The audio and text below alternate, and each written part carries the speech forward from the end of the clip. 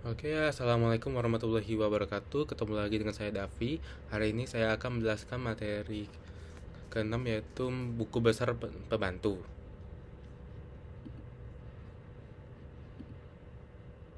Oke. Nah, buku besar pembantu itu digunakan untuk mencatat akun tertentu sesuai dengan nama pemasok atau pelanggan. Dan perubahannya itu secara terperinci. Yang kedua yaitu buku pembantu terdiri dari buku pembantu utang, buku pembantu piutang, dan persediaan. Lalu yang ketiga ada pencatatannya yang seharusnya coba kronologis, yaitu ketika dari jurnal khusus bersamaan pula diposting ke buku besar pembantu. Nah, langkah-langkah posting jurnal khusus ke buku besar pembantu yaitu yang pertama identifikasi data sumber, kedua buat kolom buku pembesar, yang ketiga posting neraca saldo buku pembantu periode sebelumnya jika ada, yang keempat yaitu posting jurnal khusus dan jurnal umum ke buku pembantu. Nah, sekarang kita identifikasi. Ini ada identifikasi ada sumbernya di toko sembako Raya Indah neraca saldo periode 31 Desember 2020. Nah, bisa dilihat ini neraca saldonya, ini daftar saldo piutang dagang. Di neraca saldo itu nomor 111 nama akunnya itu kas debit 110 juta. 112 asuransi dibayar di muka di debit 1.200.000. 113 dengan piutang dagang 500.000 di debit. 114 persediaan barang dagang 5 juta di debit. 115 perlengkapan 1 juta di debit. 121 peralatan 5 juta di debit. 122 akumulasi penyusutan peralatan 1 juta di kredit. 211 utang dagang 2 juta di kredit. 221 utang bank 5 juta di kredit. 311 modal nona raya 14.700.000 di kredit. Jadi jumlahnya itu 22.700.000. Jumlah kredit dan debitnya itu sama 22.700. Lalu ini daftar saldo piutang dagang periodenya 1 Januari 2021 dengan kode 113.1 toko Mandala di alamat Merdeka 17 Para dengan jumlah 500.000. Yang kedua ada daftar saldo utang dagang dan kode 211 toko kasih di alamat Ahmad Yani nomor 8 Jepara dengan jumlah 1.500.000. Lalu yang kedua ada 211.2 di CV Andika di Kartini nomor 10 Jepara dengan jumlah 500.000, jadi jumlahnya itu 2 juta.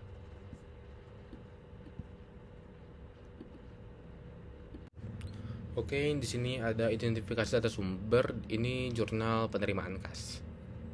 Bisa dilihat dan dibaca teman-teman. Lalu di sini ada jurnal pengeluaran kasnya juga. Di periode 31 Januari 2021.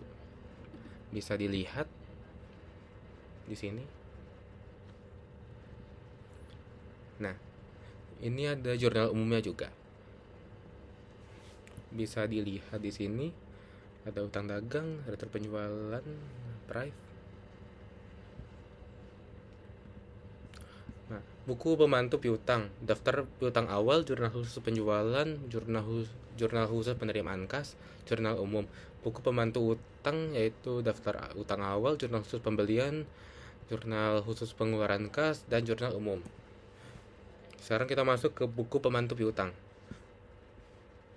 Ini daftar saldo piutang dagangnya, yaitu dengan kode 113.1 di toko Mandula dengan jumlah 500.000. Jadi jurnal penjualannya bisa dilihat.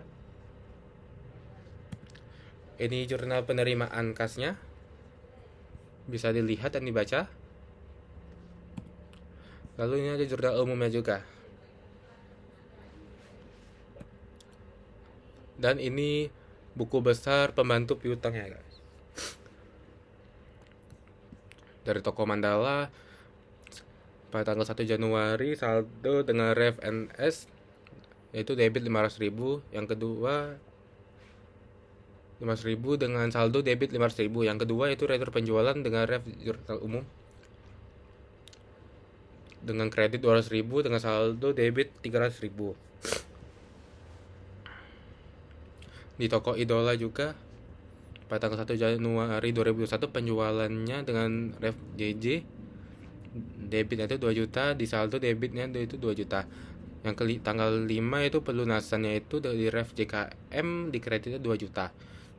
Lintang pada tanggal 2 Januari penjualannya itu dengan ref nya itu JJ, lalu debitnya itu 3 juta. Saldo debitnya itu 3 juta. Di toko Sahara pada tanggal 3 Januari penjualannya itu di ref JJ debitnya 4 juta. Saldo debitnya itu 4 juta.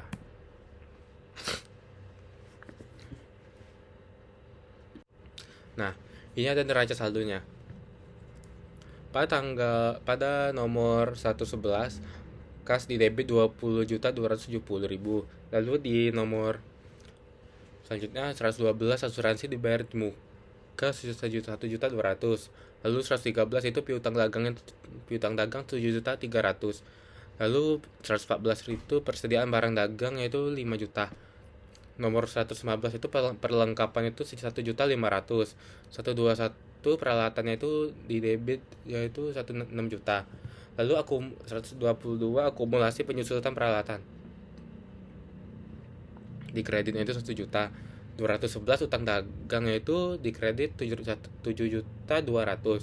Di utang bank kreditnya itu 5 juta.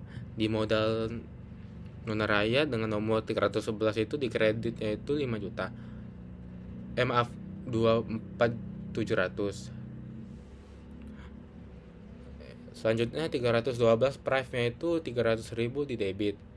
Lalu 411 itu penjualannya di kredit 10.100.000.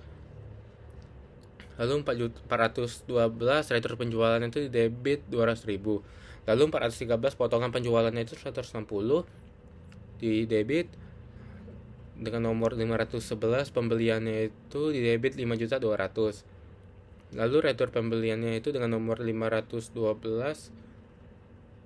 di kredit 300.000.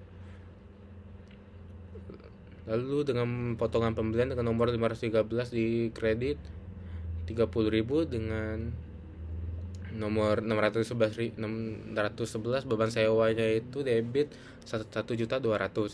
Jadi total jumlah semuanya itu debit dan kredit itu sama, jadi 48.330.000. Sekarang kita masuk ke buku pembantu utang. Nah, di sini ada daftar saldo utang dagang di kode 211.1 di toko kasih sejumlah 1.500.000. Yang kedua 211.2 CV Andika itu masuk jumlahnya itu 500.000, jadi jumlah keseluruhannya itu 2 juta. Nah, ini ada buku besar pembantu utangnya, bisa dilihat dan dibaca teman-teman. Nah, ini ada jurnal umumnya juga, bisa dilihat dan dibaca. Ini ada jurnal pembeliannya. Pada tanggal 1 nomor faktur 085 toko kasih dengan ref 211.1 syarat pembeliannya 6/10 net per 30. Di akun serba-serbi akunnya itu peralatan dengan ref 121 jumlahnya 1 juta. Utang dagangnya itu dikredit 1 juta. Nah, pada tanggal 2 nomor 152 di nomor fakturnya itu CV Andika dengan ref 211.3 2/10 6 N per 30 syarat pembeliannya itu di debit 2 juta. Lalu di kredit utang dagangnya itu 2 juta. Yang pada tanggal 3 nomor faktur itu 365 toko Rahayu dengan ref 211.3 dengan syarat pembelian 0/10 net per 30. Pembelian di debitnya itu 3 juta. Lalu utang dagang di kreditnya itu 3 juta. Jadi jumlahnya itu di pembelian di debit 5 juta, di jumlahnya itu 1 juta, di kredit utang dagangnya itu 6 juta. Nah, ini ada jurnal pengeluaran kasnya. Bisa dilihat dan dibaca. Dan ini yang terakhir ada neraca saldo.